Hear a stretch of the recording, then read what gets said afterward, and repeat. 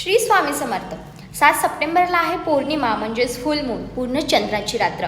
ही रात्र तुमच्या इच्छांना पूर्ण करण्यासाठी आणि त्यासोबत नकारात्मक एनर्जी, नकारात्मक थॉट्स तुमच्या जर डोक्यामध्ये येत असतील तर त्यांना रिमूव्ह करण्यासाठी आहे. या दिवशी तुम्हाला कुठले उपाय करायचे? या दिवशी तुम्हाला चंद्राकडे पाहून पाण्याने भरलेला ग्लास हातामध्ये होल्ड करायचा आहे आणि तुमची इच्छा मनोभावाने त्या पाण्यामध्ये बघून बोलायची आहे.